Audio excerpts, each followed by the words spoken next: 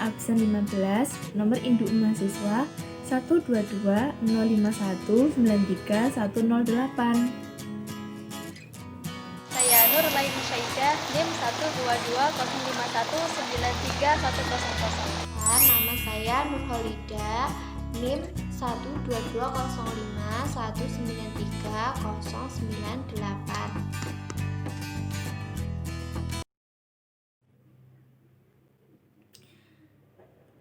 Assalamualaikum warahmatullahi wabarakatuh. Bagaimana kabarnya anak-anak semuanya? Kok sepi sih? Gini, biar lebih semangat, ibu punya yel-yel.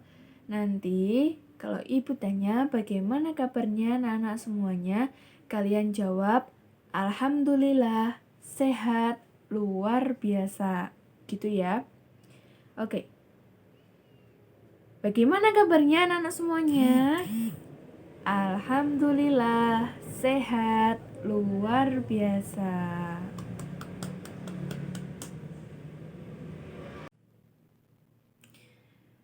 Oke, sebelum memulai pembelajaran hari ini, alangkah baiknya kita berdoa dulu ya anak-anak, agar diberikan kelancaran serta kemudahan saat pembelajaran nanti. Siapa yang mau memimpin? Kalau tidak ada, saya saja. Duduk siap. Berdoa, mulai.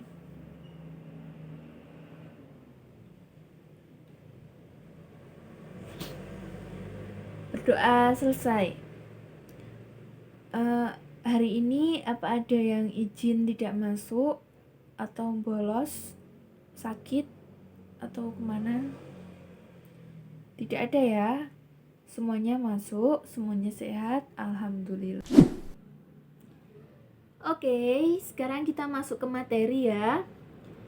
Silakan dibuka bukunya subtema 1, aneka benda di sekitarku, pembelajaran yang kedua. Oh ya, sebelumnya ibu nanti punya sebuah video. Nanti akan ibu putarkan dan kalian coba untuk memahaminya ya. Videonya terkait pembelajaran kita hari ini. Gimana? Sudah siap?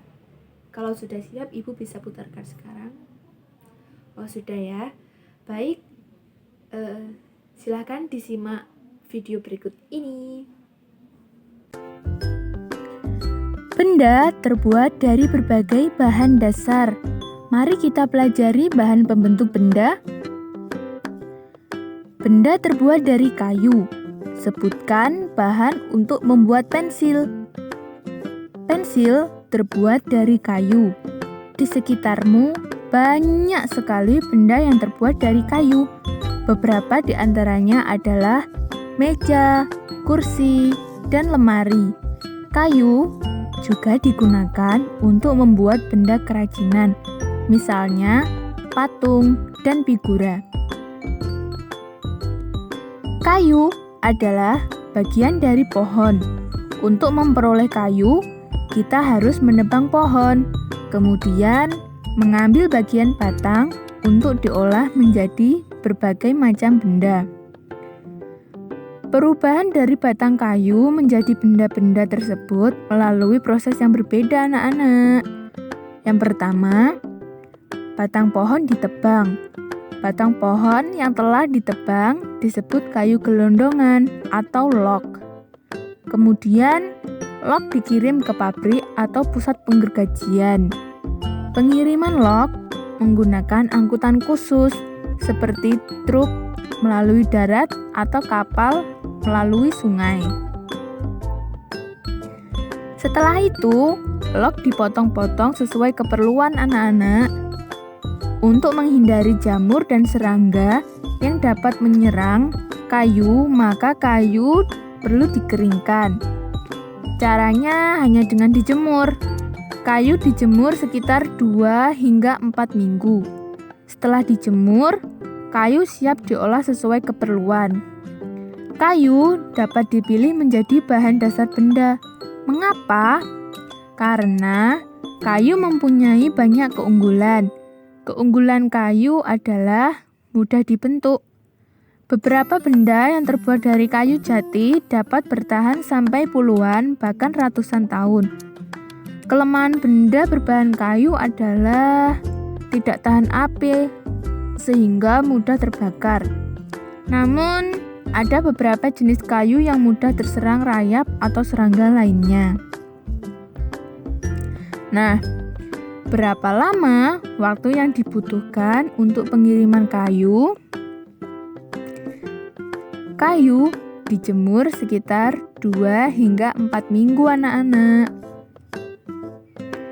Selanjutnya, coba kalian sebutkan contoh benda yang terbuat dari kayu. Benar sekali, seperti almari, meja, kursi, pintu, jendela, atap, tangga, dan lain sebagainya. Selanjutnya, perhatikan benda-benda di sekitarmu. Adakah yang terbuat dari kayu? Tuliskan beserta kegunaannya ya di buku tugasmu. Contoh seperti berikut.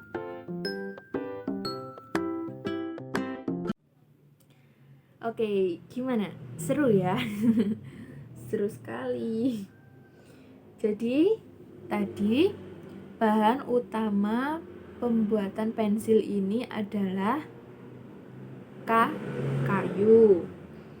Nah, caranya atau prosesnya itu berawal dari kayu yang masih berwujud pohon itu ditebang, diambil batangnya. Lalu batang kayu atau yang biasa disebut dengan kayu gelonggongan atau log itu nanti diangkut menggunakan truk yang lewat jalur darat. Apabila lewat jalur laut ya menggunakan kapal. Nah, itu nanti diangkut terus dibawa ke tempat penggergajian. Setelah sampai ke tempat penggergajian, kayu dipotong-potong sesuai kebutuhan. Selanjutnya, kayu dijemur selama 2-4 minggu untuk menghindari jamur, rayap, dan lainnya. Nah, sekarang keunggulan kayu. Keunggulan kayu tadi apa? Apa ada yang masih mengingat? Keunggulan kayu yang pertama, mudah dibentuk. Dan yang kedua, awet. Sedangkan kelemahan dari kayu yaitu tidak tahan api. Jadi, kayu itu adalah contoh benda yang sangat mudah terbakar. Serta kelemahannya yang kedua adalah ada beberapa jenis kayu itu yang tidak tahan dengan rayap atau serangga lainnya, jadi mudah kropos. Nah, sekarang coba kalian sebutkan contoh-contoh benda yang ada di sekitar kita ini apa saja yang terbuat dari kayu. Yang sekarang saja yang ada di sekitar kalian. Ya, benar sekali. Ada almari, ada kursi, ada meja, terus jendela, pintu, terus rak sepatu, dan masih banyak ya. Nah, sekarang ini tugasnya. Tugas kalian silakan ditulis. Tugas menyebutkan contoh benda yang terbuat dari kayu beserta kegunaannya. Sudah? Nah, tadi sudah ada di video ya contohnya contoh pengerjaannya. Nanti gini, kalian tulis di buku tugas kalian nomor 1, misalnya nomor 1 almari. Jadi nomor 1 nama benda almari, kegunaannya untuk menyimpan barang seperti buku dan lain-lain gitu. Bisa dimengerti? Alhamdulillah. Anak-anak, ibu mempunyai sebuah video yang menarik untuk didengar. Coba didengarkan dengan baik-baik ya, supaya paham. Desa tempat tinggal Siti dan teman-teman mempunyai hutan. Di dalam hutan tersebut terdapat beraneka jenis pohon. Fungsi hutan antara lain untuk menyerap air hujan. Hutan menyimpan air hujan tersebut dalam jumlah yang banyak. Namun ketika hutan digunduli, membuat aliran air terganggu. Hal ini menyebabkan air menggenang. Akhirnya terjadi banjir yang mengalir ke pemukiman warga. Dalam video ini, kita dapat mengambil kesimpulan bahwa fungsi adanya pohon-pohon di hutan itu adalah untuk menyerap air hujan ketika hujan lebat. Ketika pohon-pohon di sini ditebangi dan digunduli, maka otomatis airnya akan mengalir ke permukiman warga yang akan dapat mengakibatkan banjir dan juga tanah longsor. Nah, lanjut ke video selanjutnya. Kebutuhan benda dari kayu yang terus meningkat mengakibatkan kebutuhan akan bahan kayu juga terus meningkat. Setiap tahun banyak pohon yang ditebang untuk mendapatkan kayu. Terkadang ada sekelompok orang yang menebang pohon tanpa izin. Kegiatan ini disebut penebangan liar. Semakin lama jumlah pohon di hutan semakin berkurang. Maksudnya seperti apa, Bu? Apakah kita tidak boleh menebang pohon di hutan? Jawabannya adalah boleh, akan tetapi ketika kita akan menebang pohon, kita diharuskan untuk bersikap bijaksana kepada pohon-pohon di sini. Kita ketika akan menebang pohon, pilihlah pohon yang sudah tua. Setelah selesai untuk menebang pohon, kita diharuskan untuk menanam pohon kembali supaya hutan di sini tidak gundul.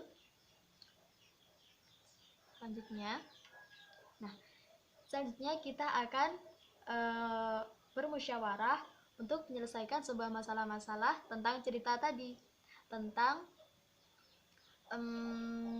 hutan yang ditebangi oleh hutan yang digunduli yang akan dapat menyebabkan banjir. Fungsinya musyawarah itu apa? Fungsinya itu bertujuan untuk membahas bersama suatu masalah dengan tujuan mencapai keputusan bersama untuk menyelesaikan masalah. Yang pertama, di desa Siti banyak penebangan liar. Bagaimana cara mengatasinya? Caranya yaitu dengan pemerintah harus memberikan sanksi atau hukuman yang tegas terhadap para penebang liar. Yang kedua, apa yang terjadi jika penebangan liar terus tidak dapat diberhentikan? Akibatnya yang terjadi adalah banjir dan juga tanah longsor. Benar. Bagaimana cara mengembalikan hutan seperti semula? Caranya dengan melakukan penghijauan kembali pada hutan-hutan gundul tersebut, atau yang biasa disebut dengan reboisasi atau penanaman pohon hijau-hijauan ke hutan yang telah digunduli tersebut. Mengapa perlu musyawarah dalam mengambil keputusan bersama? Karena musyawarah bertujuan untuk membahas bersama suatu masalah dengan tujuan mencapai keputusan bersama untuk menyelesaikan masalah-masalah yang terjadi. Cerita lagi ya, didengarkan dengan baik-baik. Kayu tidak hanya digunakan sebagai bahan baku untuk membuat meja atau kursi ataupun benda kerajinan. Kayu itu bisa juga digunakan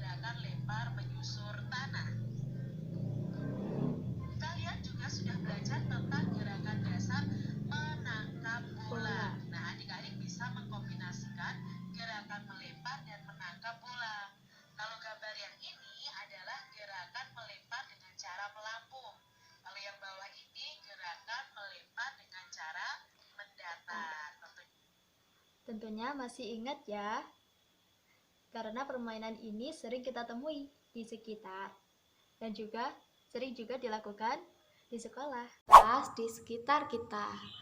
Banyak benda di sekitar kita yang terbuat dari kertas. Contohnya seperti apa, anak-anak? Ya, contohnya seperti buku tulis yang biasa kita gunakan. Contoh lainnya adalah seperti tisu, kardus, dan koran yang terbuat dari kertas. Bahan dasar dari kertas adalah kayu. Nah, sekarang simak baik-baik video cara pembuatan kertas ya, anak-anak. Tahukah kalian bagaimana cara membuat kertas? Proses pembuatan kertas. Pohon di hutan ditebang. Kemudian kayunya dipotong-potong dan dikirim ke pabrik pembuatan kertas untuk diolah. Di dalam pabrik, kayu-kayu tersebut dihancurkan, kemudian diproses menjadi bubur kertas atau pulp. Nah, bubur kertas inilah nanti akan dicetak dan dipadatkan dengan mesin sehingga membentuk gulungan-gulungan kertas yang siap dipakai. Nah, itu tadi runtutan cara membuat kertas ya, anak. Sekarang Ibu mau bertanya, apabila kita menulis di kaca, apakah hasilnya sama dengan kita menulis di kertas? Tentu tidak, karena kertas dapat menyerap air. Kertas dapat menyerap tinta pulpen kalian dengan baik. Demikian, semua tulisan yang kalian tulis di kertas dapat dibaca dengan jelas. Anak-anak ketahui, ada sebuah fakta apabila kita menghemat 1 ton kertas dapat menghemat 13 batang pohon besar, anak-anak. 1 ton itu berapa kilogram, anak-anak? 1 ton itu 1000 kilogram, yang berarti kita dapat menghemat 13 batang pohon besar. Wah, suatu fakta yang luar biasa ya. Karena apa kita harus menghemat kertas, anak-anak? Karena semakin banyak kita menggunakan kertas, semakin banyak juga pohon yang akan ditebang. Nah, lalu apa yang harus kita lakukan untuk menghemat kertas, anak-anak? Yang harus kita lakukan adalah 1. Tidak membuang-buang kertas. Yang kedua, menggunakan kertas daur ulang. Nah, ternyata kertas itu dapat didaur ulang, anak-anak. Kertas yang kalian sudah tulisi itu bisa didaur ulang. Kemudian menggunakan kertas untuk seperlunya saja, tidak dibuat untuk main-mainan, tidak disobek-sobek, itu malah membuang-buang kertas. Kemudian menggunakan kertas 2 sisi, yaitu dengan bolak-balik tulisannya. Yang terakhir, memakai kertas yang masih bisa digunakan. Nah, itu tadi cara untuk menghemat kertas. Bahan dasar kertas adalah terbuat dari kayu. Nah, bagaimana cara kalian mengukur panjang sebuah kayu, anak-anak? Mengukur sebuah kayu dapat menggunakan alat ukur. Coba kalian sebutkan satuan panjang yang telah kalian ketahui, anak-anak. Ada kilometer, hektometer, dekameter, meter, desimeter, sentimeter, dan milimeter. Nah, itu adalah contoh satuan panjang. Lalu, mata pelajaran hari ini kita akhiri. Alangkah baiknya kita berdoa dulu ya. Berdoa mulai.